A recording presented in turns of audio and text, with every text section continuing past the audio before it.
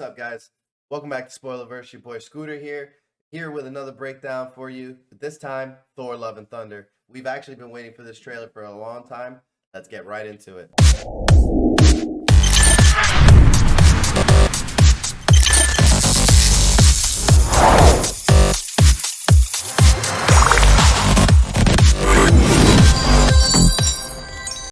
Right off bat, Marvel hits us with a two-piece combo. We get young Thor actually in the form of Liam Hemsworth's son, and as well as that, we get classic Thor in his classic costume from 1970s, kind of evoking that time we saw Loki appear in his classic costume as well in his show.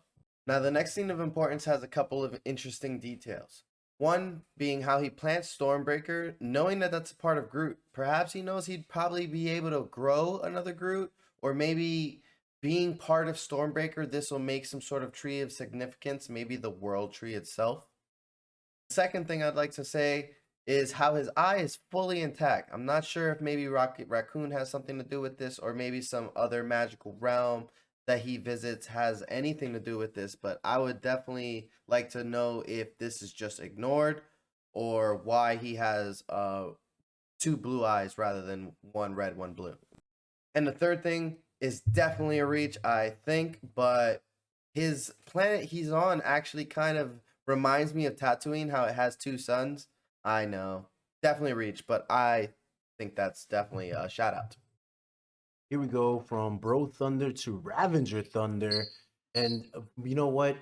Even if we pay a little more attention, we get to see a couple people hiding in the rocks underneath them. So we're in a battlefield.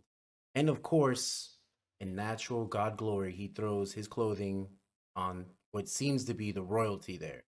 So a major slap, right? Just like, you thought you were important. So we have Groot as a teenager, a very good shot of Groot.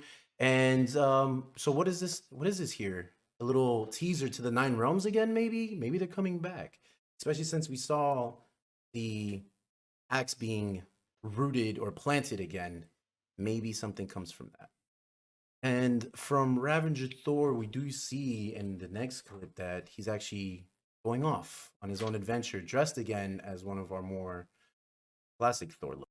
Now, this clip has me feeling like some sort of deception is at play, similar to how they did in No Way Home when they only showed the one Spider-Man, but we all knew that there was three Spider-Man. So far, this trailer just keeps me feeling like they're trying to stay true to the comics, taking everything they can straight out of the comics. Here we see his two goats that actually can fly. We got Tooth Gnasher and Tooth Grinder. From the Rams, we had a beautiful opening scene of Olympus coming in. And then if you see on the left, there's a red trail flying in here. Who could that be? I've heard some rumors that it could be Gore, the God Butcher. But personally, I don't know. It could just be another visitor, or it could be Thor himself flying on in. And are we going to see maybe a scuffle between him and Hercules? I know in the past, in the comics, I don't know how close we're going to get here, but they fought a couple of times. And so from here, we see, he cuts in real fast, becoming a pirate out of nowhere with the Kraken in the background dead already. So maybe we'll see a quick fight scene of him versus the Kraken. And right back to a beautiful scene again of just Zeus catching a golden thunderbolt. Of course, after a litany of thunderbolts flying everywhere and making some sort of show spectacle, because an entry is always his specialty, right? Okay, Taika Waititi, I see you. You're definitely dead on with this one. Frame for frame, pulled right out of the comics. We got Falgar fallen. Unfortunately, in comics, this is actually to Gore. We don't see Gore anywhere in the trailer, unfortunately.